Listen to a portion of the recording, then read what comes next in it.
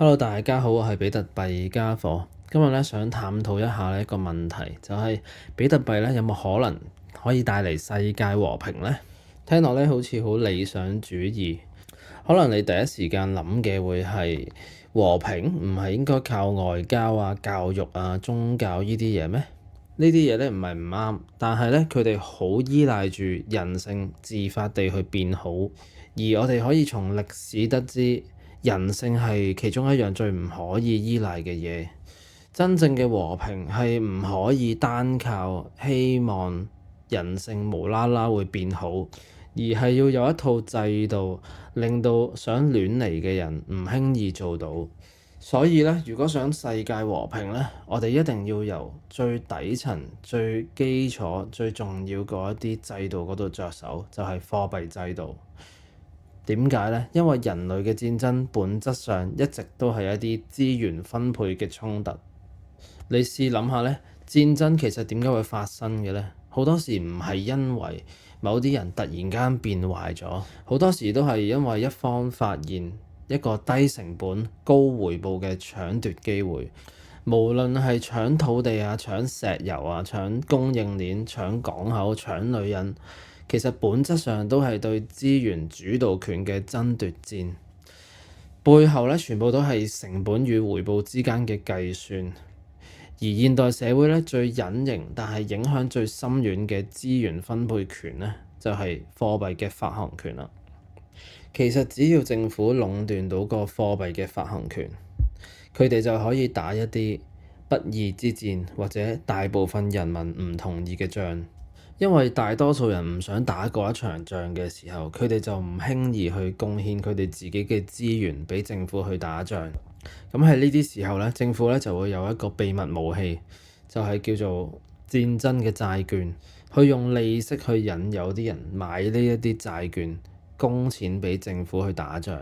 但係如果呢一啲債券唔夠多人買嘅時候咧，政府就可以有中央銀行去印錢去埋單。導致人民交錢，政府出兵，戰爭透過債務被合法化、被金融化。咁但係最終可唔可以還到錢呢？好多時都還唔到嘅，要還咧都係靠印銀紙去還。所以其實每一場戰爭都係財富轉移嘅好機會，因為位高權重嘅人可以透過新印出嚟嘅銀紙壟斷一啲資源，透過通脹。令整個社會為佢哋埋單，將暴力嘅成本轉嫁俾其他人，並且可以包裝成為一場愛國嘅行動。我哋可以見到咧，喺一個無限發債、無限印銀紙、無限推遲還債嘅制度底下咧，戰爭嘅成本咧只會不斷被壓縮、模糊甚至消失。咁當打仗係唔需要即時嘅成本嘅時候咧，政府就更加容易去選擇開戰，因為佢哋係可以用未來嘅人民嘅資源、佢哋嘅生產力去換取今日嘅子彈、暴力。所以而家呢一啲法定貨幣嘅制度咧，本質上都係一種低成本高回報嘅群體控制工具，去壟斷資源、控制人民。跟住咧就講下比特幣點樣徹底改變呢一個 model 咧，就係因為比特幣係一個冇人可以 QE、冇人可以操控嘅金錢系統。如果政府想打仗嘅話咧，就要善用自己嘅資源。或者係得到人民嘅共識，令人民去貢獻自己嘅資源或者比特幣，因為政府係冇得印比特幣出嚟去掠奪而家嘅資源。咁當戰爭嘅成本還原翻去現實嘅層面度咧，開戰咧就自然變得好困難、好貴、好唔抵去做。比特幣唔係令到政府冇可能打仗，而係令到打仗嘅成本大大增加。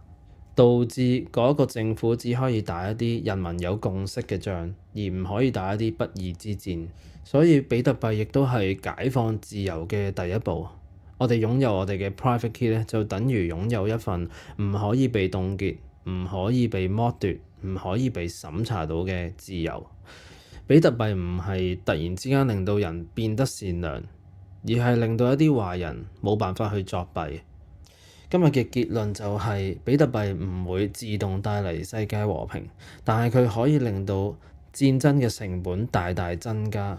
政府亦都唔可以透過壟斷發幣權去發動一啲不義之戰，因為只要金錢嘅系統俾政府壟斷嘅話咧，佢哋就會有無限嘅權力去做任何嘢。